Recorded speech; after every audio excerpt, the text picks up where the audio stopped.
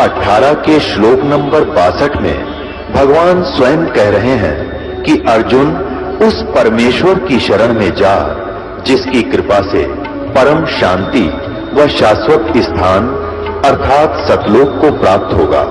वो परमेश्वर कौन है, कहां है, कैसा है, जानने के लिए कृपया अवश्य सुनिए जगत गुरु तत्वदर्शी संत रामपाल जी महाराज के अमृत वचन। ये काया तेरी है नहीं, माया कहां से हो, और चरण कमल में ध्यान रख, इन दोनों में खो। यह शरीर भी तेरा नहीं, यह संपत्ति और ये कोठी कार तेरी नहीं, इन दोनों ने भूल जा और भगवान के चरणों में विशेष कसक बनाकर जी। और जब तक इस होटल में है अपना ठीक है, इनका उपयोग कर, कार है, कोठी है, मकान है, जो कुछ भी रहे, लेकिन रह ऐसे जैसे होटल में रहते हैं। और ये होटल है, फिर आज समझ में आ जाओ, चाहे कुछ दिनों के बाद आ जाएगी। तो तब हम इसको अपना नहीं मान सकते जब होटल नजर आओगा। होटल है ये, लेकिन अभी हमारी भांगना उतरेगी, इतना अपना लग गया है। लेकिन होटल में से ले जाकर दिखाइए कोई कुर्सी, वहां से जब छीन लेंगे तर बैठ। तो इसी प्रकार कहते हैं अगम निगम को खोज ले बुद्धि विवेक विचार, और उदय अस्त का राज मिले तो वे नाम बेगार है। कहते हैं भक्ति बिना क्या होत है, ये भ्रम रहा संसार, और एक रति कंचन 1 ग्राम सोना स्वर्ण पाया नहीं, वो रावण चलती बार। जाते समय रावण कहते सर सोने की लंका थी, वो रावण से रणधीरम, एक पलक में राज विराजी जम के पड़े जंजीर। इतना सोना था, सोने के महल बना रहा था, चलते समय 1 ग्राम भी सोना रावण नहीं ले जा सका। तो इस प्रकार नानक जी के पास भक्त जाते थे और पूछा करते थे कि महाराज आप तो उदास से रहते, कुछ ही जाते वो नए नए जाते हैं, और कहते थे महाराज आप तो उदास से रहते हो, मायूस से रहते हो, साधु संत फकीरों को भी क्या दुख होता है। नानक साहब जी कहते हैं ना जाने काल की कर डारे, किस विधल जा पास आवे, अर्जुन आते सरते मौत खुड़क दी, उन्होंने केड़ा हास आवे। कि ना जाने ये काल के लोक में, इस गंदे लोक में कब के बिजली गिर गया, 1 सेकंड का भरोसा नहीं। और ऐसे लोक में और हम हंसे, डीजे बजावे, नाचे, गावे, वाह करे, तो हमने भांग पी रखी है। एक लड़के का विवाह हो रहा था, अगले दिन बारात जानी थी, उससे पहले दिन सब नाच रहे हैं, डीजे बजा रहे हैं, बहन भी नाच रही, माँ भी, बाप भी। और अगले दिन वो जो बारात जाने लगी, उस दूल्हे वाली कार टकराएगी दूसरी गाड़ी से, टैंकर से, और उसमें क्योंकि दूल्हे के साथ इंपॉर्टेंट पर्सन बैठा गए उस परिवार के, कोई बहन का बटेऊ था, कोई रिश्तेदार घना निजी था, और वो 8 के 8 मर गए, इंक्लूडिंग वो दूल्हा। अरे अगले दिन पेपर मारा ना, टक्कर मारा, बाल पाड़न और सिर फोड़न बहन बेटी और सारे। अब चाट ले उस डीजे ने, बजा लो डीजे।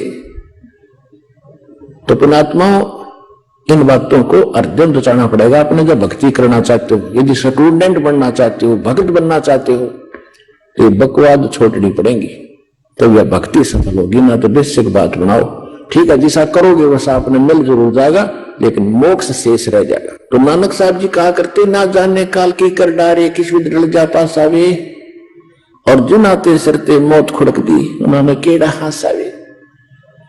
फिर नानक साहब जी से पूछा क्या आप कभी खुश नहीं होते, तो कहते हैं कि खुश होता हूं। साध मिले सड़ साधी होंदी, और विछड़ जा दिलगिरी वे, अख दे नानक सुनो जी ना मुश्किल हाल फकीरी वे। साध मिले, ये मेरी साध संगत, जो मेरे सेवक हैं, भक्त हैं, जब ये सत्संग सुनने के लिए आते हैं, मेरी खुशी का ठिकाना नहीं रहता। और जब ये यहां से बिछुड़ कर जाते हैं, मुझे चिंता लग जाती है। किस चीज की?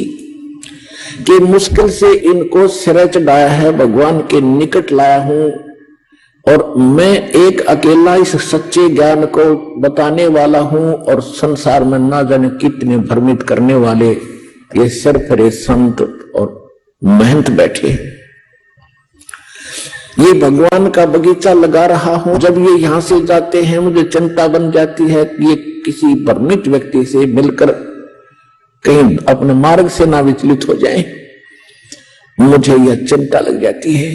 और जब ये यूं के यूं आते हैं और अधिक आते हैं तो उस समय मेरी खुशी का ठिकाना नहीं रहा कि मेरी फसल में कीड़ा लगा नहीं है। साध मिले सड़ साधी होंदी विछड़ जाए दिलगिरी वे, अख दे नानक सुनो जिहादा या मुश्किल हाल फकीरी वे। फकीरी मानी भक्ति। यह भक्ति जो है इतनी कठिन बना दी नकलियों ने, सैकड़ों प्रकार की बकवाद, ये कर लो वो कर लो, वहां जाडी ने पूज लो, वहां तुलसी ने पूज लो, कि तो मंदिर मस्जिद गुरुद्वारों तक सीमित कर दिए। कहते हैं यह फकीरी भक्ति मुश्किल बना दी इन्होंने। तो जब ये सब भक्त वापस आते हैं तो मैं फूला नहीं समाता कि भगवान के बच्चे अभी सुरक्षित हैं, और जब ये जाते हैं तो मुझे दुख होता है क्योंकि यह भक्ति बड़ी कठिन है।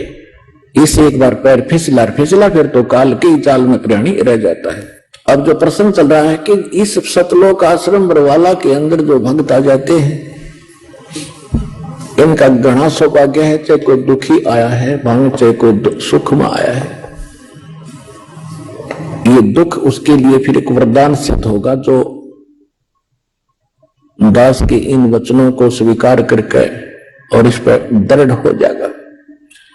क्योंकि दास का उद्देश्य केवल आपको यहां बुलाना और छू मंत्र करके रोग नाश करना नहीं है कुछ, क्योंकि अब देखा भगत ज्यादा आन लागे, विशेषकर जो दुखी है रोगी है, वो सुन लेते हैं, कोई कह देता वहां जाओ जाते ठीक हो जाओगे। वहां आते हैं कई भगत तो कहते हैं हमने तो बस जो ठीक कराना है, नाम नोम ना लेना। बता कोई बात हुई है, सिर में दर्द करना हो हमारे भी, तुम यहां पर यहां आने से पहले ये सोचकर आया करो, यदि आपने मोक्ष प्राप्ति करनी है तो आओ, यदि आपने रोगी नाश कराना है तो हॉस्पिटल बहुत बड़े हैं वहां जाओ। हमारा मूल उद्देश्य है जो असली सौदा हम करते हैं वो हमारा सौदा मोक्ष प्राप्ति जन्म मरण का रोग नाश करना है। और जो अन्य सांसारिक और शारीरिक कष्ट या मानसिक पीड़ा ये तो हम रूंगे में देते हैं आपको, रूंगे में।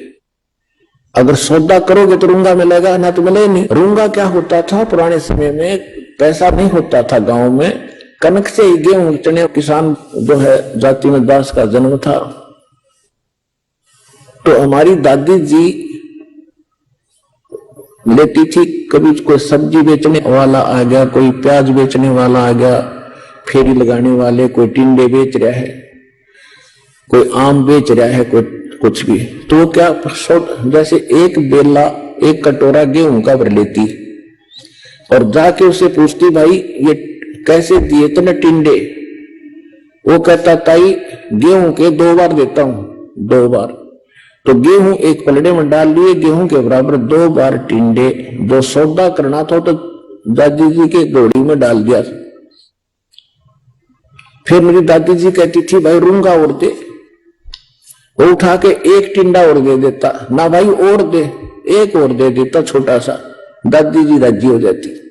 यानी सौदे से नारा जो एक्स्ट्रा बेनिफिट था उसने रूंगा कहा करते, और रूंगा उसको मिलेगा जो सौदा लेगा।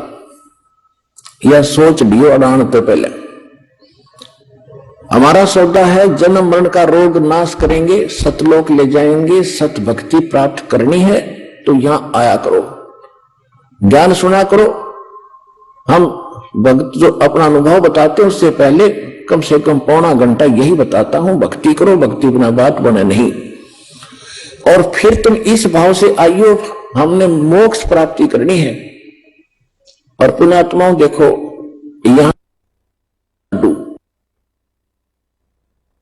मंत्र लेकर प्रथम मंत्र उच्चारण करके वहां बैठ होगी ना, आपको मनुष्य जन्म, ये भगवान का कहा वचन समझ लेना।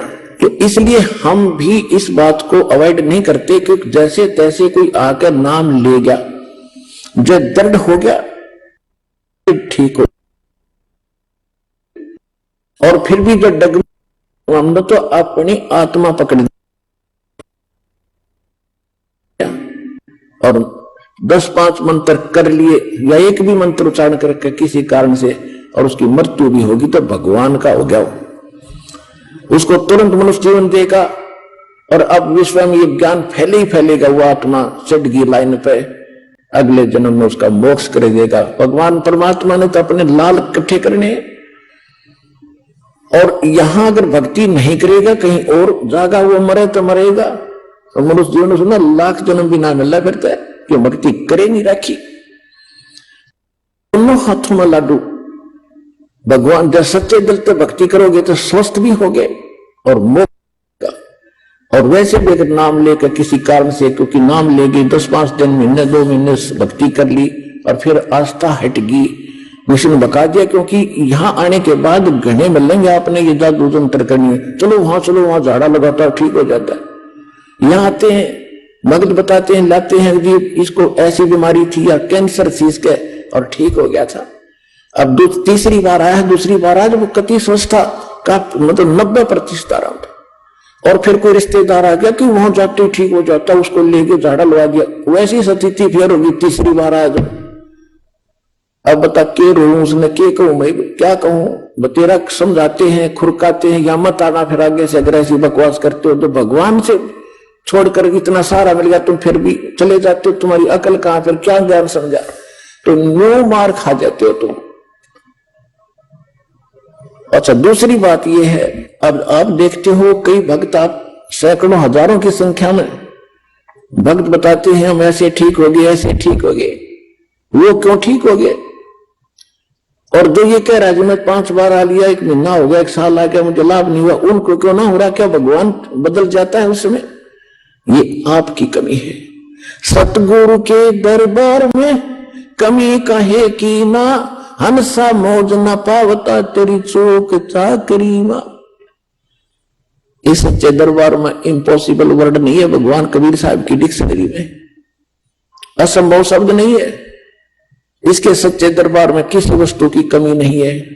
लेकिन आपको रजा नहीं प्राप्त हो रही तो आपकी कोई सेवा में, कोई क्रियाओं में, कोई आपकी मर्यादा में त्रुटि है, उसको ठीक करो। दूसरा ये होता है कि जैसे एक डॉक्टर के पास एक जैसी रोगी जाते हैं, एक रोगी तो 2-3 खुराकों में ठीक हो जाता है, दवाई देते हैं, और एक को कहता है कल फिर आना 1 हफ्ते में, दवाई ले जा फिर आना हफ्ते में, तो उसका रोग दीर्घ है, उसका रोग अभी स्टार्ट था, वो 2-3 खुराकों से ठीक हो गया, और ठीक वो भी होगा क्योंकि औषधि वही है, उसका थोड़ा समय लग जाएगा, स्वस्थ अवश्य होगा। तो ये भी कारण है।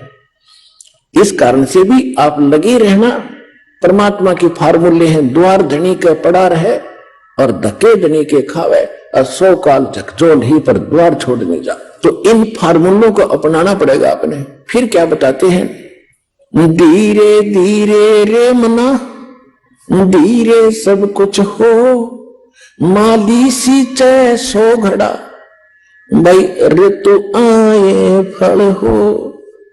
एक ये फार्मूला है कि धीरे धीरे रे मना, धीरे सब कुछ हो, माली सींचे सैकड़ों घड़े पानी के, और समय आए फल हो। जैसे एक आम का पौधा बीज बोया माली ने, और उसमें जब तक वो पेड़ नहीं बनता उसकी सुरक्षा भी करता है, उसकी सिंचाई भी करता है, सैकड़ों घड़े पानी डालता है, तो वो उस प्रोसेस का मास्टर है। उसको अविश्वास नहीं होता, उसको पक्का दृढ़ विश्वास है कि इससे ये आम पेड़ बनेगा, और जब ये पेड़ बन गया तो इतने फल देगा, लदपद हो जाएगा। इसी प्रकार आपका ये भक्ति रूपी, सत भक्ति रूपी, यथार्थ भक्ति रूपी पौधा आम का बीज ईब बुया है। आप जब से यहां आए, अब इसकी सुरक्षा और आप इसकी संभाल करो, सिंचाई करो, सेवन करो, मर्यादा में रहो, बाढ़ बनाओ, इसकी रक्षा करो और भक्ति करते ही रहो। एक बार इसने थोड़ा सा समय दो, उगन दो आपकी भक्ति, और बनन दो इसको भक्ति का पेड़। फिर देखना फल लदपद हो जाओगे, आप भी खा लोगे, रिश्तेदारों को भी पहुंचा दोगे, तो भी ना खत्म हो, इतना सुख देगा। फिर तीसरा फार्मूला ये है जैसे आपको बहुत बार बताया है कि भगत भी आपस में बताते हैं, एक बहन आया करती थी, सन 2005 से उसने नाम ले रखा था, संतान नहीं थी और लगभग 15 वर्ष शादी में भी हो गए थे, लेकिन उसको ज्ञान गुण से कति समझ में आ गया था इस बात का कि अगर होगा तो कदे सुनाई यही होगी, ना हो नहीं संसार में। तो उसको बार बार कहा जाता बेटी विश्वास रख, कहते हैं कबू तो दीन दयाल का बनक पड़ेगी कान, तो अभी दर्द रही तो इकट्ठी 2 लड़की दी उसको, 2 लड़की बालक ने 40 साल की उम्र में। अब 1.5 साल के बाद अब फिर इकट्ठे 2 लड़के और हो रहे, उसके बाद कभी इंटरव्यू फिर देगी, आई हुई थी लेकर के, अब 2 लड़के फिर दे दिए। बोला बेटी हाथ जुड़वा देगा तेरे संतान की, तेने बस करना पड़ेगा। जो इस तरह की डिमांड रखते हैं तो आशा लेते तुम्हें दर्द भी होना पड़ेगा और ये फार्मूले अपनाने पड़ेंगे, फिर देखिए कुकर ना हो जाए। एक भगत आपको बता रहा था इंटरव्यू में, पता नहीं कहां कहां भक्ति करते थे, 2 लड़के थे, कैप्टन था एक और अच्छा लड़का था, दोनों की मृत्यु होगी, कई लाख रुपये लगे बीमार होकर के, और 50 वर्ष की उम्र होगी थी, 50 से भी ऊपर उम्र होगी थी उस माई की बेटी की। लटपट कर यहाँ किसी बहन के कहने थे, यहाँ 1.5 साल भर के बाद उसने अपना ऑपरेशन ठीक करवाया, साल भर के अंदर लाल दे दिया। तो जब आदमी सारा लटपट लेगा ना, जब यहां दर्द होगा और फिर देखना खेल दाता का। तो आप इस सत्संग में आके ये ज्ञान सुना करो और जो दास बताओ उस पर दृढ़ होया करो, संसार की मत सुना करो। यहां से नाम लेकर जाने के बाद कोई कह देगा चल वहां लड़के होने की दवाई मिल रहा है, वो हमारा फार्मूला खत्म, वहां कुछ होना ही नहीं था, भगवान ने हाथ हटा लिया। तो इस प्रकार चाहे कुछ भी हो, यहां आने के बाद आप स्वप्न में भी किसी की आस्था मत करना, परमात्मा कबीर जी के अतिरिक्त। और फिर देखना, एक कैसा दे सब सदे, सब साथ दे सब जाए, माली सींचे मूल को फिर फले फूले उगाए। तो एक ये फार्मूला है कि राम नाम रटते रहो जब तक घट में प्राण, और कभू तो दीन दयाल के बनक पड़ेगी कान। मतलब इस श्रद्धा से आप यहां आओ और फिर दूसरा ये उद्देश्य रखो कि मान लीजिए किसी भी कारण से त्रुटि तो हमारी ये रहेगी और परमात्मा वो स्वस्थ ना हो सका और मर गया, मृत्यु भी होगी, तो मनुष्य जीवन मिलेगा। मनुष्य जीवन का मिलना कोई बालकों का खेल है। ये तो असंख्य जन्म हो गए, मृत्यु असंख्य जन्म, और ये तो होगी आज ना तो कल होगी। जैसे आज कोई मृत्यु को प्राप्त हो रहा है 50 साल की उम्र में, अब उसको बड़ा बुरा लग रहा है, तो क्या सोच रहा है कि और 10 वर्ष जी जाता, और जो शेष बचे हैं वो कौन से सदा रहेंगे, 10 साल बाद से उनकी टिकट कट लेगी, यहां कोई रह नहीं सकता। कबीर साहब क्या कहते हैं, साथी हमारे चले गए हम भी चलन हारे, कोई कागज में बाकी रह रही ताते लगी है वार। परमात्मा कहते हैं हमें समझा रहे हैं कि तुम देख रहे हो कि कोई कल मर गया, कोई परसों मर गया, इसी से आपके मित्र प्यारे रिश्तेदार खत्म हो रहे हैं और आप भी एक दिन जाओगे। आपका कोई कागज में बाकी रह रही है, यानी कोई समय सांस शेष है, जिस दिन वो पूरे होंगे 1 सेकंड में जाओगे, ऐसे कोई रोक नहीं सकेगा। तो कहने का भाव ये है कि इस संसार की आस में केवल यहां जीना ही जीना मानकर भक्ति नहीं बनेगी। परमात्मा की भक्ति को प्रथम रखकर और फिर चलो, आप विश्वास करो ये मालिक आपको जीवन देगा, आपकी आयु बढ़ावेगा, एक्सटेंशन देगा, यदि आपकी नीत भक्ति की रही। दूसरी बात यह होती है, जैसे परमात्मा को तो हमारे आने वाले समय का खूब पता है। जैसे कोई भक्त की मृत्यु होगी, सतनाम प्राप्त करके सारनाम प्राप्त नहीं हुआ, अब कोई उसके मन में, क्योंकि जो भक्त है उनको तो दृढ़ता रहती है, समाज के लोग वहां आते हैं, पता नहीं क्या क्या उसको कहते हैं, तुम तो ये कहा करते, तुम तो ये कहा करते, अच्छा भगत था, पूरी श्रद्धा थी, इसकी एक्सटेंशन क्यों ना करी तुम्हारे भगवान ने। तो पुण्यात्मा विचलित ना होना। आपको उदाहरण देता हूं कि उस भगत के कुछ आगे चल के ऐसे कुसंस्कार होते हैं कि सार नाम प्राप्त करके भी उसमें कोई दिक्कत आ जानी थी और उसमें फिर ये नहीं सफल हो सका था, तो इसलिए उसको उसी समय परमात्मा ने अपनी कृपा से ही उसका अंत करके दोबारा जीवन देते हैं और फिर नए सिरे तो उसको पार करते हैं। अब तो ये भक्ति युग शुरू हो गया, हजारों वर्ष ये चलेगा। अब तो कोई धोखा है नहीं, मोक्ष में मृत्यु होगी तुरंत मनुष्य जीवन 10वें महीने आ लेगा। यहां पर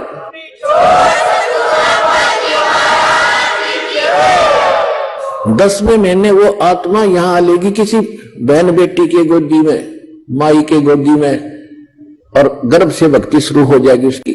दास के पास उदाहरण है, ऐसे ऐसे भक्त, क्योंकि दास ने 20 वर्ष हो गए लगभग इस उपदेश देने के आदेश प्राप्त हुआ। उस समय से देख रहा है कि कुछ ऐसे भक्त सार नाम प्राप्त करके भी बिगड़ गए और छोड़ गए यहां से, और नकलियां गज्जा फंसे। तो वो कुमार्ग था।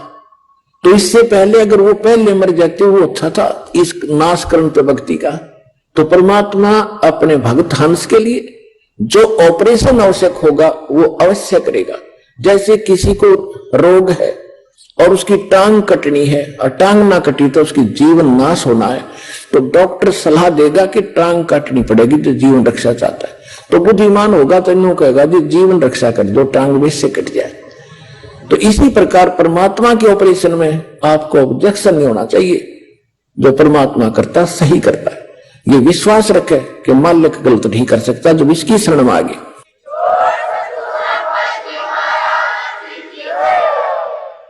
जैसे एक डॉक्टर के पास आप पहुंच के तो वहां डॉक्टर की चलनी चाहिए, मरीज की नहीं। जब मरीज चला होगा तो ऑपरेशन फेल हो जाएगा और वो जीवन अपना हाथ धो बैठेगा। तो इसी प्रकार जैसे आप देखते हो बिल्ली जो होती है एक घर में बच्चे पैदा करती है और तीसरे दिन उनको मुख से उठा उठा सारी रात दूसरे घर में ले जाती है। क्यों ले जाती है? कि उसको पता है कि कहीं या कुत्ते कातों को पता ना लग जाए तेरे बच्चों का, यहां पता लगा तुरंत दूसरे में रखे होंगे। और जब वो उठाकर चलती है उन बच्चों को अपने मुख से पकड़ती है। कितने पैने दांतरे होते हैं, दांत होते हैं बिल्ली के, और वो बच्चों को बीच से पकड़कर चलती है। वो बच्चे चू भी नहीं करते। क्यों नहीं करते? क्योंकि हम उनको दर्द होता है, उनको मालूम है हमारी मां पकड़ रही है और इसी से दर्द हो रहा हमारे को, ये कोई विशेष खास बात है, हमें कोई खतरा है, उससे बचाने के लिए ले जा रही है। तो वो पशु भी इतना महसूस करते हैं, वो भी हाय हाय ना करते और चुपचाप जो बेचारे मुंह हो जाते हैं, मुंह पकड़ जाते हैं और वो पकड़ के ले जाती है और बिल्कुल नहीं बोलते। उनको मालूम है जो शोर कर दिया तो कुछ पहचान ले, कुत्ता आ जाएगा हमें खा जाएगा, तो चुपचाप उस दर्द को सहन करके सुरक्षित हो जाते हैं। इसी प्रकार समझ लेना परमात्मा थोड़ी बहुत यहां आकर भी आपको कोई पीड़ा है तो आपके हित में है, आप उसमें बरडाना नहीं। कई तनों को मैं 4 बार आ लिया जी, अरे 4 बार में कला टूट गया, सारी उम्र आना तेन तो यहां पर। अगर 4 अपन में थक लिया तीसरी तेरे को लाभ होगा, फिर फायदा क्या होगा इसका? तो पुण्यात्मा उनको याद रखना है। कहते राज्य क्रम ताराम की रजा धरे सो शीस, दास गरीब दरस परस तिन बैठे जगदीश। इस परमात्मा की रजा में रहना और देखना, फिर ठाठ आपके 101 पीढ़ी का कल्याण होगा, या कोई डूम भाट के गीत नहीं है।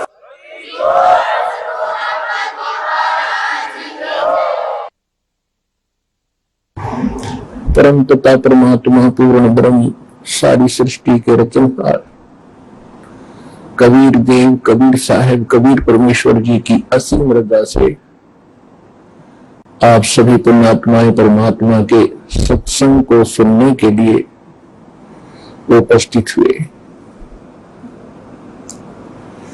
आज का जो समागम है ये उस शुभ दिन के उपलक्ष्य में है जो मानव समाज के लिए कभी भुलाने वाला नहीं है। मानव समाज इसको अपने जीवन में कभी भुला नहीं पाएगा, कि जिस दिन मालिक स्वयं आए और हम किस भूल में भटक रहे थे, हमने कितने जन्म बर्बाद कर दिए इस काल की कैद में, और हमने कितनी यातनाएं सहन की। अब परमात्मा के दिए उस अध्यात्म ज्ञान के प्रकाश में आप जी को ये पता चलेगा कि हम कौन हैं, कहां से आए थे, हमें यहां कौन रोके हुए है, हमारा यह रहने का उद्देश्य क्या है। तो ये जानकारी स्वयं परमात्मा ही बताते हैं।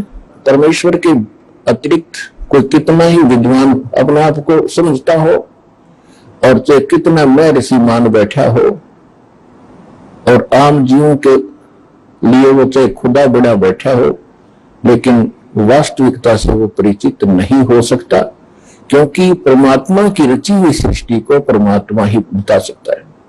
बाकी तो ये वैज्ञानिक भी अटकलबाजी लगा रहे हैं, परमात्मा के दिए हुए मटेरियल पर, पदार्थों पर अनुसंधान करके अपनी सोच अनुसार ये जो भी निष्कर्ष निकाल रहे हैं, तो ये इनकी अपनी बुद्धि के स्तर की बातें हैं, लेकिन परमात्मा से ये काफी दूर है। तो इसी प्रकार जितने भी महापुरुष, ऋषि, महर्षि, संत हुए हैं, जिन महापुरुषों को परमात्मा स्वयं आकर मिले हैं, उन्होंने तो सत्य कहा ही कहा है, लेकिन उनकी गिनती बहुत कम थी। वो संख्या में नाम मात्र रहे हैं, और काल के इस अज्ञान को फैलाने वालों की संख्या की कमी नहीं, करोड़ों और अरबों की संख्या में ये रहे। तो कहने का भाव ये है कि आज आपको जो ये शुभ समागम प्राप्त हुआ है, परमेश्वर कबीर जी की असीम रजा समझ लेना आपके ऊपर है। नहीं तो सारा संसार एक पेट के लिए, निर्वाह के लिए सुबह से लेकर शाम तक और रात्रि के समय उसी के चिंतन में सौपन आते हैं, उसी के चिंतन में सारा दिन व्यतीत करता है, और जो मिलना है वही मिलता है। क्योंकि सभी, प्रत्येक मानव चाहता है कि मेरे पास बड़ी कोठी हो, जो वर्तमान में एक बहुत बड़ी भूल लगी है मानव के। उसी आधार से सभी चाहते हैं कोठी हो, कार हो, बहुत बड़ा अच्छा व्यापार हो, लेकिन नहीं बन पा रहा। उसका कारण यह है कि अध्यात्म ज्ञान से परिचित ना होने से हम ये भूल गए हैं कि जो मस्तिष्क में लिखा है वही प्राप्त होगा। और यदि हम अपनी इस ओछी सोच से, दुर्बुद्धि के कारण हम अन्य को तरीका अपनाएंगे, कोई चोरी करेगा, कोई मिलावट करेगा, कोई रिश्वतखोरी करेगा, तो उसका दुष्परिणाम उसको भोगना पड़ेगा, और पैसा रहेगा नहीं, क्योंकि उसकी किस्मत में वो है नहीं। उसका कारण कुछ भी बनो, कोई चोरी हो जाए, कोई बालक घर का सदस्य रोगी हो जाए जिसमें लाखों रुपए लग जाए, या कोई और अन्य हानि होकर के पैसा वही उतना ही रहेगा जो उसके मस्तिष्क में लिखा है, और जो अन्य तरीके से, अव्यवहारिक तरीके से जो धन कमाएगा, उसको इकट्ठा करने में, संग्रह करने में जो पाप इकट्ठे हुए हैं, वो उसके पास शेष रह जाएंगे, वो पैसा नहीं रहेगा। ये आप सोच लेना। यदि इस भक्ति मार्ग पर आपने आगे चलना है, परमात्मा के विधान पर कदम पे कदम रख के चलना, फिर आप देखना आपको कितनी सफलता मिलेगी। आपका घर सुखी, आपका शरीर सुखी, आपकी सर्व मनोकामना जो जायज होंगी, जो भगवान उचित समझेगा, वो सब पूर्ण होंगी। ये निश्चिंत होकर इस भक्ति पर लगे रहना। आज का जो समागम है, ये परमात्मा के उस प्रगट दिवस के उपलक्ष्य में है, जो परमेश्वर स्वयं सतलोक से चलकर आते हैं, सहशरीर आते हैं भगवान, और सहशरीर फिर पूरा काम अपना करके वो सहशरीर चले जाते हैं। आज तक हमें कोई ये क्लियर करने वाला नहीं था, स्पष्ट नहीं कर पाया कि परमात्मा कौन है, कैसा है, कहां रहता है, उसके पाने की विधि क्या है, वो कैसे मिलता है, और जो विधि बताई जा रही है उसका प्रमाण कहां है कि उस साधना और विधि से किसी को वो स्थान प्राप्त हुआ हो जिसकी हमें आवश्यकता है। तो ये अभी तक बहुत बड़ी पहेली बनी हुई थी, तो अब परमात्मा ने स्वयं आकर ये सुलझाई है। वैसे तो परमात्मा परमेश्वर कबीर जी चारों युगों में आते हैं। सतयुग में सत सुकृत कह टेरा, त्रेता नाम मुनींद्र मेरा, द्वापर में करुणा में कहाया, कलयुग नाम कबीर धराया। चारों युग में संत पुकारे, और कूक कहा हम हेल रे, हीरे माणक मोती बरसे, ये जग चुभता ढेल रे। परमेश्वर कबीर भी बता रहे हैं कि मैं चारों युगों में आया हूं। सतयुग के अंदर मेरा सत्सुकृत नाम प्रसिद्ध रहा। त्रेता में मुनींद्र ऋषि के नाम से परमात्मा कबीर जी प्रसिद्ध रहे पूरे युग में। द्वापर में उनका करुणा में नाम रहा, और कलयुग में उस परमात्मा का वास्तविक जो नाम है कबीर साहब, कबीर देव, अल्लाहू अकबर, ये पूरे कलयुग में यही रहेगा। वैसे प्रत्येक युग में परमात्मा अन्य रूपांतर करके भी आते रहते हैं, साधु संत का रूप बनाकर कहीं भी प्रकट हो जाते हैं। कुछ समय वहां रहकर अपनी प्यारी आत्माओं को सच्चा ज्ञान भक्ति दृढ़ करके वो फिर वहां से अदृश्य हो जाते हैं। फिर वो भक्त, वो संत जिनको भगवान मिलते हैं, सीधे वो अपने से परिचित कराकर वापस छोड़ते हैं। वो संत भी उस परमात्मा के आंखों देखा गुणगान, उसकी महिमा का वर्णन किया करते हैं।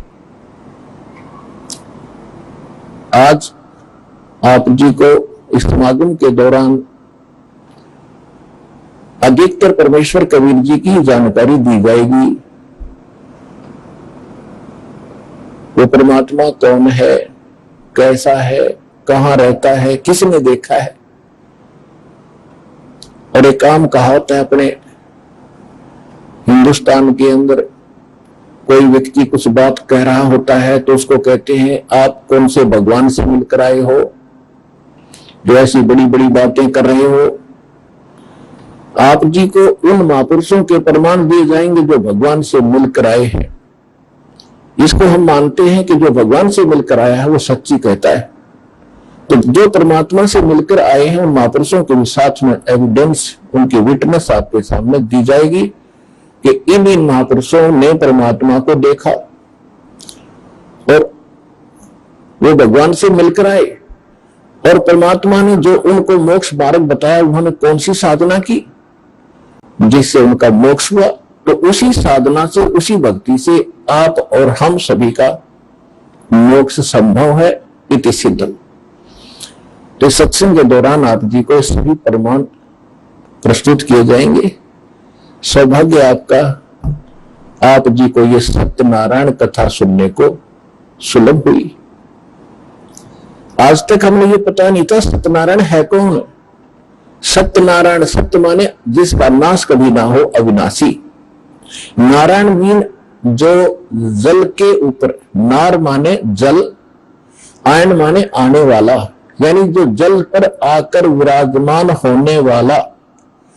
वो कौन? वो परमात्मा है। इसलिए नार आयन नारायण यानी परमात्मा। परमात्मा की एक महिमा है कि वो सतलोक से चलकर आता है और जल के ऊपर कमल के फूल पर आकर वो निवास करता है, जिस कारण से उसको नारायण कहते हैं। और हमने इस नारायण की उपमा लगा रखी थी सतगुण विष्णु जी के ऊपर। सतगुण विष्णु जी जो है, इसको हम सत्यनारायण मानते थे। ये हमारे नकली गुरु अज्ञानी हमें मिसगाइड किए हुए थे। एक पीतल को हमें सोना बता रहे थे। कितना दुर्भाग्य रहा हमारा और हमारे पूर्वजों ने कितना विश्वास किया उन मूर्खों पे, उन्हें कह का पता नहीं दातम मार्ग। तो हमें अब सत्यनारायण का पता चला है कि कौन है वो सत्यनारायण, वो अविनाशी परमात्मा कौन है, तो उसकी जानकारी आपको बताई जाएगी। परमात्मा चारों युगों में आते हैं। सतयुग में सत्सुकृत नाम से परमेश्वर आए थे और एक सरोवर के अंदर कमल के फूल के ऊपर आकर शिशु रूप धारण करके उन्होंने निवास किया था। वहां से एक विद्याधर नाम के ब्राह्मण और उनकी पत्नी दीपिका, वो उस रास्ते से आ रहे थे जिस सरोवर में परमात्मा विराजमान थे। दोनों निसंतान थे। आयु लगभग 60-65 साल की हो चुकी थी, क्योंकि सतयुग में आयु लाखों वर्ष की होती थी। तो तब तक उनको कोई संतान प्राप्ति नहीं थी। वो सरोवर के शुद्ध जल को पीने के लिए उसके अंदर निकट पहुंचे तो बच्चे को पाया, घर ले आए। उन्होंने उसको पाला पोसा और 5 वर्ष के आयु से ही परमात्मा अपने जिस उद्देश्य को लेकर आते हैं उस ज्ञान का प्रचार प्रारंभ कर देते हैं।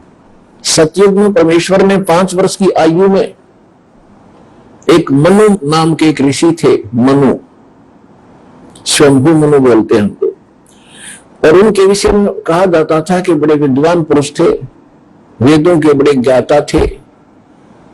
परमात्मा की उनके साथ चर्चा हुई तो परमेश्वर ने कहा क्या कि मनु जी, परमात्मा कौन है, कैसा है?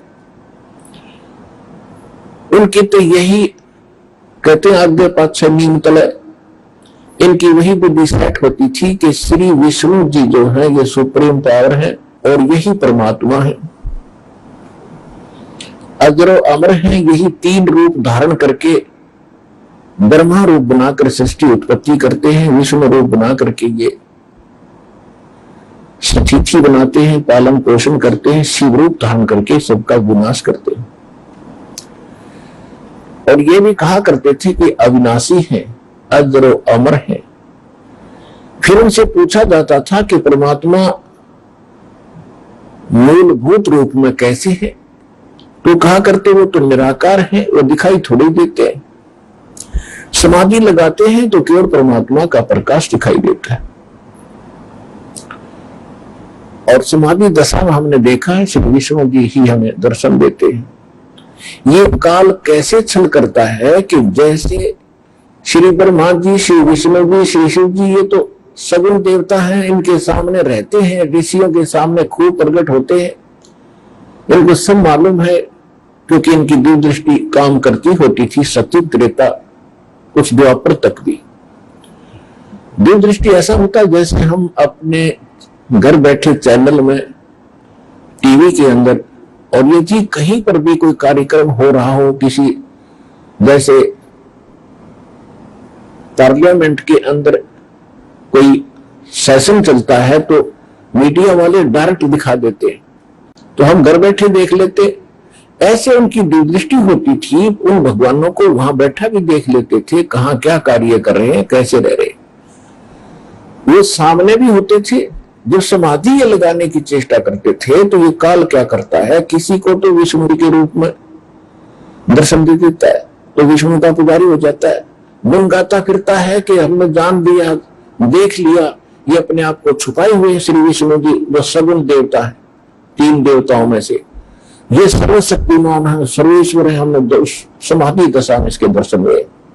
किसी को ब्रह्मा जी के रूप में दर्शन दे देता है, वो ब्रह्मा के गुण गाता है, ब्रह्मा सर्वशक्तिमान है, ये सब के मालिक है, सृष्टि उत्पत्ति संहार यही करते हैं।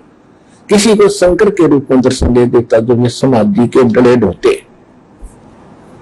इस प्रकार इनको भ्रमित ज्ञान प्राप्त रहा है। तो परमात्मा कहा करते थे क्या आप वेदों को मानते हैं? अरे वाह, वेदों को कौन नहीं मानेगा, मनु जी का उत्तर होता था। तो परमात्मा उनको कहा करते थे कि ऋग्वेद मंडल नंबर 9 और सूक्त 86 मंत्र 26-27 में देखिएगा, वो परमात्मा सतलोक में रहता है, वहां से सह शरीर आता, चलकर आता, अच्छी आत्माओं को मिलता है।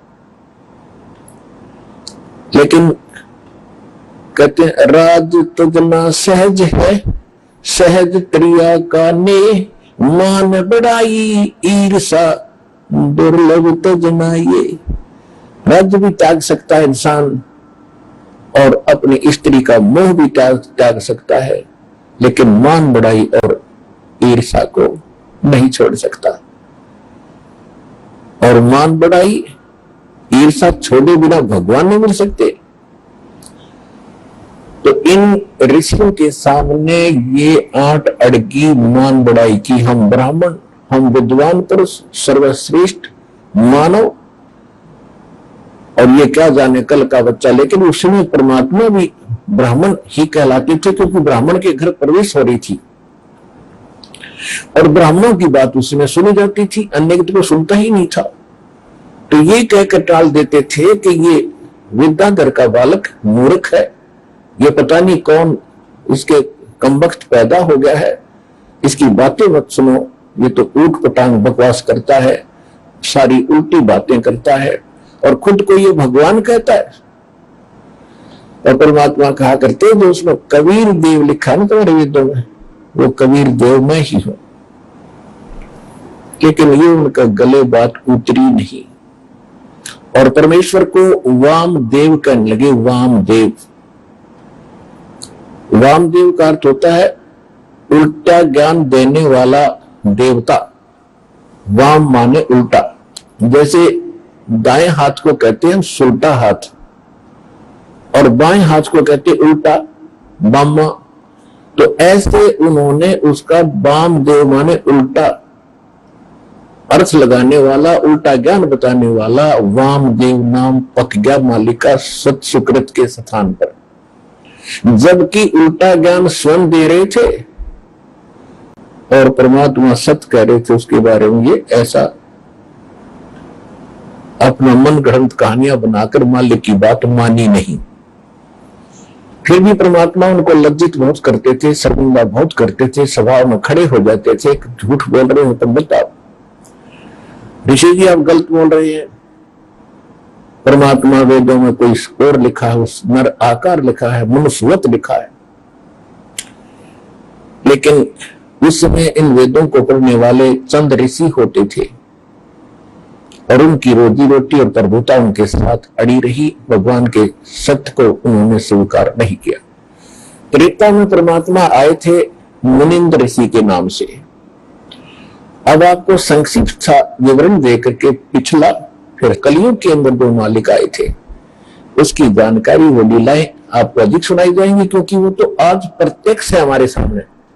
उन घटनाओं की जो लीला की थी दाता ने, आज भी हमारे पास उनके अवशेष बचे हैं और हमें आसानी से विश्वास हो सकता है कि परमात्मा कैसी लीला करता है और वो कौन है। तो जब परमात्मा त्रेता युग में आए थे, मुनिंद्र ऋषि के नाम से मालिक प्रसिद्ध हुए। उस समय वही सतयुग वाली जो आत्मा विद्याधर की थी, वही आत्मा वेदविद ब्राह्मण के रूप में जन्म हुआ, और वही दीपिका नाम की उसकी पत्नी, सूर्या नाम की उसकी पत्नी बनी। उस जीवन में भी वो निसंतान थे। उनको भी परमात्मा त्रेता युग में भी ऐसे ही जल के अंदर कमल के फूल पर शिशु रूप में प्राप्त हुए। और जब भी परमात्मा जिस युग में आते हैं, उनकी लीला कंवारी गायों से, उनकी परवरिश की लीला कंवारी गायों से होती है, अन्यथा वो टच नहीं करते किसी दूध को, जल को, आहार को।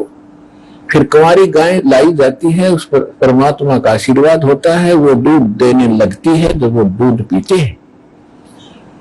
और वो दूध आता कहां से है? सतलोक से आता है।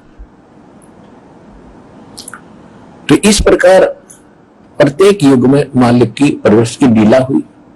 जब परमेश्वर मुनिंद्र नाम से आए हुए थे, धीरे धीरे बड़े हुए।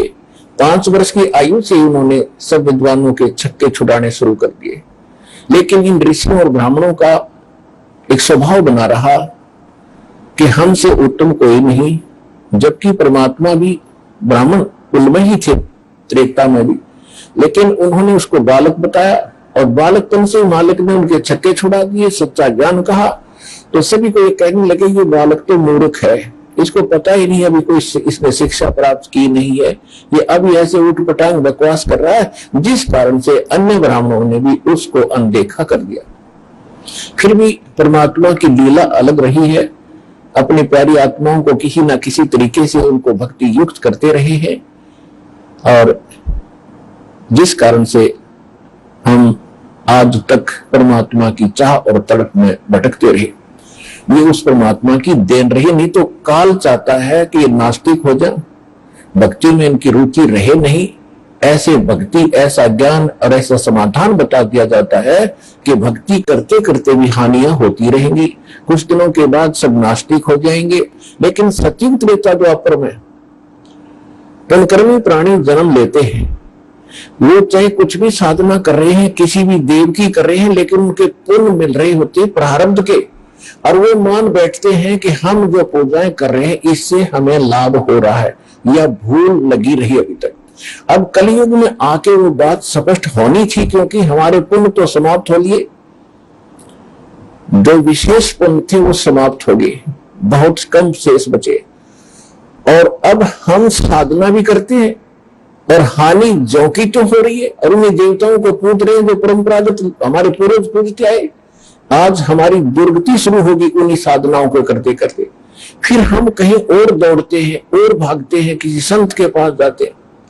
तो इससे सिद्ध हुआ कि जो साधना आपकी परंपरागत थी वो नकली थी, यूजलेस थी, आपको कोई लाभ दे नहीं रही थी, और फिर भी कर रहे थे, क्योंकि पहले पुण्यात्माएं थी, उनकी पुकार सुनते थे, क्योंकि उनके प्रारब्ध में पुण्यों में वो लिखा होता था, उसको दे देते थे। वो मान लेते थे कि हम जो पूजा जिस देव इष्ट की कर रहे हैं, चाहे कोई समाधि पूज रहे हैं, उसने हमें लाभ दे दिया।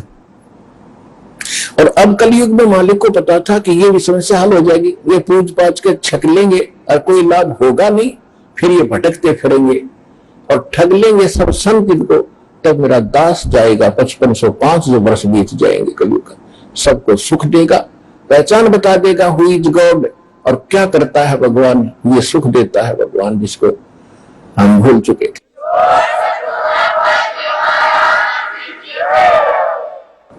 अब परमात्मा के ज्ञान को किसी ने सुना नहीं, सत्य को माना नहीं, तो परमात्मा के पास तो बहुत साधन है, बहुत से तरीके हैं। कहते 100 छल छिद्र मैं करूं अपने जन के काज, जो मार जो मैं मर सिंह धरू साज। अब परमात्मा तो परिपूर्ण होते हैं अपनी भक्ति, अपनी शक्ति से। अब जैसे चंदन का पेड़, चाहे लकड़ी भी कहीं पड़ी हो, उसका स्वभाव है महक देती है, सुंदर महक देती है, लुभावनी महक उससे निकल रही होती है, सुगंध होती है। ऐसे ही परमात्मा के आसपास जहां भी कोई भक्त निकट आता था उसको अजब शांति मिलती थी। तो परमेश्वर सत्संग किया करते थे। लोग सत्संग को पसंद नहीं करते थे, क्योंकि परमात्मा पहले वाले ज्ञान से हटकर ज्ञान देते थे। लेकिन जो दुखी होते थे उनको परमात्मा अपनी कृपा से सुख देते थे। वो सुखी हुए व्यक्ति 20 व्यक्तियों को जाकर बताते थे कि मुझे ये दुख था, मैं ये ऐसे कष्ट था, ऐसे एक संत आए हुए हैं, मुनिंदर नाम है उनका, और वहां चलिएगा आप भी सुखी हो जाओगे। ऐसे हजारों की संख्या में परमात्मा से इस लाभ को प्राप्त करके बड़े सुखी हुए। उन्होंने जगह जगह जाकर के परमात्मा की महिमा बताई कि मुनिंदर नाम के ऋषि स्वयं परमात्मा आए हैं, स्वयं भगवान आए हैं। पुण्यात्मा, जब तक हमें समय पर रोटी मिल रही है, कपड़ा मिल रहा है, समय पर कपड़ा मिल रहा है, समय पर रोटी मिल रही है, शाम में गुट्टी मिल रही है शराब की, और कार और कोठी मिल रही है, हमें जरूरत नहीं भगवान की कति। और जब ये सुविधाएं उपलब्ध हो और कोई घर में कष्ट आ जाए, शरीर में कोई दुख हो जाता है, फिर इस जीव को नानी याद आ जाती है, इसको कुछ भी दिखाई नहीं देता, अपनी जान दिखाई देती है। तो ऐसे व्यक्ति वहां आने लगे परमात्मा के पास, और वहां से सुख होने लगा। फिर उनको कुछ भी दिखाई नहीं देता था मुनिंदर जी के अतिरिक्त उस पृथ्वी पर। तो ऐसे लोग परमात्मा के साथ जुड़े थे, बाकी जो विद्वान पाक रहे थे, जिनको समय पर ठीक आहार मिल रहा था, तो वो मालिक से दूर रहे, उनका दुर्भाग्य था। आइए अब हम उन श्रद्धालुओं के अनुभव जानते हैं जो जगत गुरु तत्वदर्शी संत रामपाल जी महाराज जी से दीक्षा प्राप्त कर चुके हैं तथा उनके द्वारा बताए गए भक्ति मार्ग पर चल रहे हैं। नमस्कार सर। सत साहिब जी। सर आपका क्या नाम है? मेरा नाम अजमेर है जी।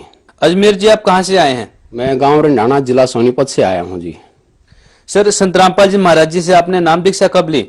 मैंने नाम दीक्षा 2001 में ली है सर जी। सर, संत रामपाल जी महाराज जी से नाम दीक्षा लेने से पहले आप क्या भक्ति साधना करते थे? इससे पहले सर जी मैं अभी जो अपने गांव के अंदर एक शीतला माता का मंदिर है वहां जाया करता, और हमारे गांव के अंदर एक बाबा बिलागिरी रहते हैं, मैं वहां जाया करता। और जो है मेरा बड़ा लड़का जब पैदा हुआ तो उसमें कुछ प्रॉब्लम थी। उसकी एक आंख के अंदर जो है एक सुराख हो रहा था जिससे पानी आ रहा था, और दूसरा जो इसकी पेशाब की दिक्कत थी। मैंने उसके लिए जो है बाबा बिलागिरी के पास गए, उसने काफी दवाई दी, लेकिन वहां कोई आराम नहीं लगा। उसके बाद जो है मैं मेडिकल की साइड में गया, तो वहां मेडिकल में भी मेरे उस बड़े लड़के के 3 ऑपरेशन हुए, लेकिन वहां भी कोई आराम नहीं हुआ। सर, आप संत रामपाल जी महाराज जी के शरण में कैसे आए? ऐसा है कि पहले मैं मेरी पत्नी का बहुत विरोध करता था, और मेरी पत्नी को मैं कहता था कि मेरा हनुमान जो है बहुत बड़ा है आपके गुरुजी से, और मैं हनुमान के व्रत भी करता था और श्री कृष्ण जी के जन्माष्टमी के व्रत भी करता था, लेकिन इन सब के बावजूद भी कोई लाभ नहीं हो रहा था। एक दिन तू में होते होते मेरी पत्नी कहने लगी कि मेरे गुरुजी के पास चलो सत्संग सुनने के लिए। तो एक दिन जो है सौभाग्य प्राप्त हुआ और मैं वहां पे चला गया, तो मेरा जीवन ही बदल गया। तो मेरे को पता चला कि ये भक्ति हम जो कर रहे हैं वो गलत है, और जो ये भक्ति मार्ग है ये सही है, शास्त्र के अनुसार है, गीता जी के अनुसार है, और गीता जी को मैं बहुत मानता था। तो उसके बाद में जो है मेरी ये बीड़ी भी छूट गई और मैं अपने सतगुरु जी की शरण में आ गया। सर, संत रामपाल जी महाराज जी से आपने नाम दीक्षा ली। नाम दीक्षा लेने के बाद आपको क्या लाभ प्राप्त हुए? वैसे लाभ तो बहुत प्राप्त हुए, लेकिन मेरे गुरु जी की रजा से मैंने जो प्रार्थना करी, क्योंकि दुखिया आदमी जहां कहीं भी जाता वो अपना दुख ही रोता है, तो मैंने अपने सतगुरु जी के चरणों के अंदर प्रार्थना करी और कहा कि हे जगत गुरु, आप तो दुनिया के दुख हरते हो और मुझ पापी का भी दुख है। तो मेरे गुरु सतगुरु रामपाल जी महाराज जी ने कहा, बेटा बोलो क्या है?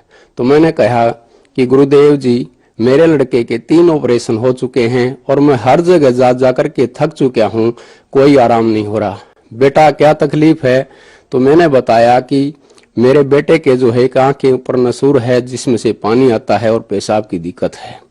तब मेरे गुरुजी ने कहा, बेटा उस भगवान के ऊपर छोड़ दो, भगवान सब सही करेगा और कहीं भी घूमने की जरूरत नहीं, कोई ऑपरेशन नहीं करवाना है।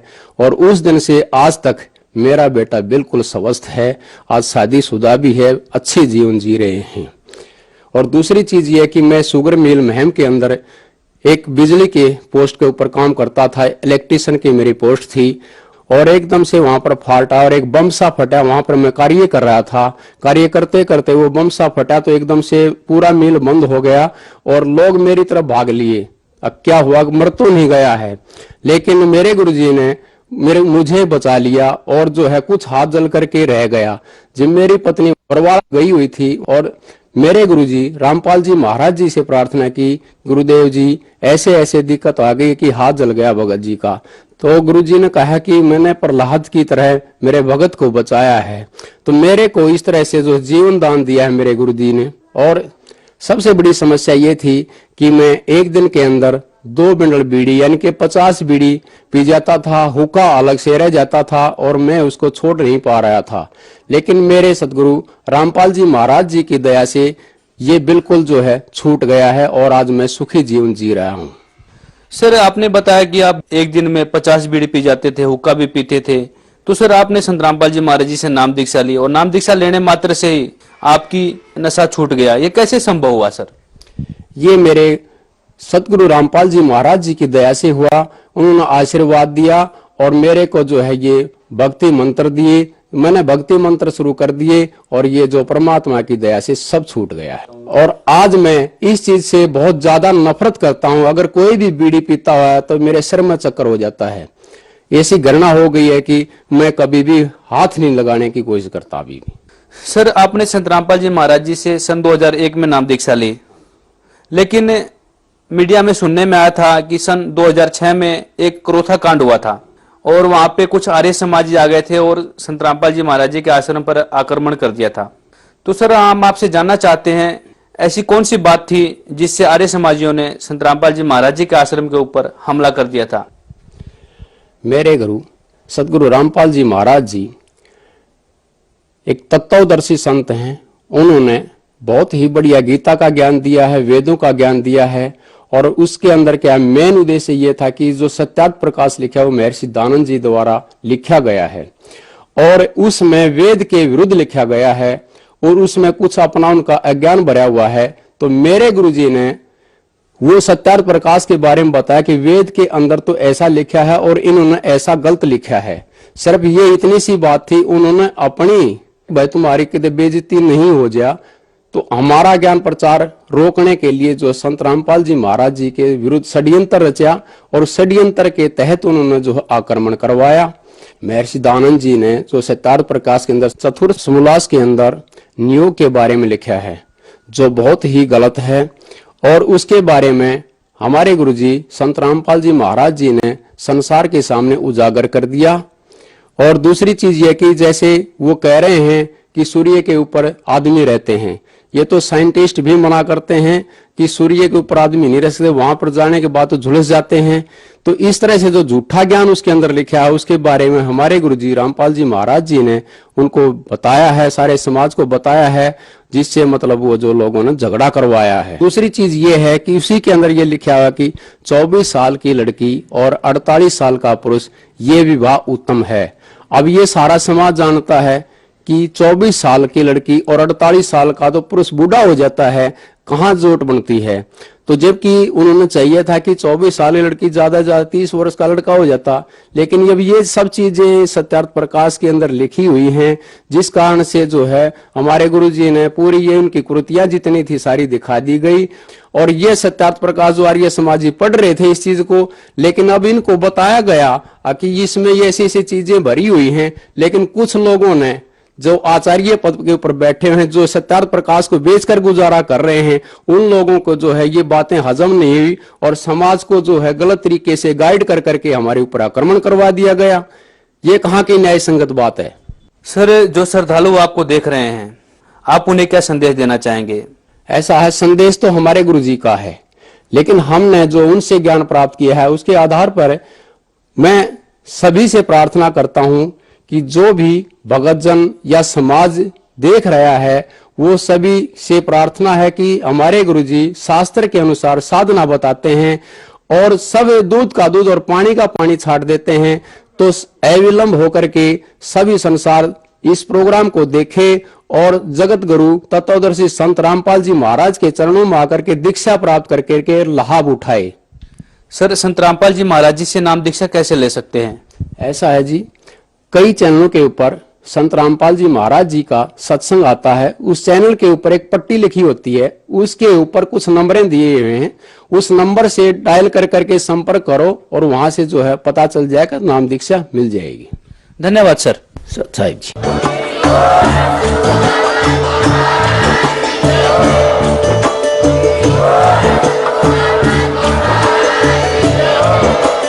आप सुन रहे थे जगत गुरु तत्वदर्शी संत रामपाल जी महाराज जी के मंगल प्रवचन। अधिक जानकारी के लिए विजिट कीजिए हमारी वेबसाइट www.jagatgururampalji.org। संत रामपाल जी महाराज जी के शुभ आशीर्वाद से पूरे विश्व भर में 500 से भी ज्यादा नाम दीक्षा केंद्र हैं।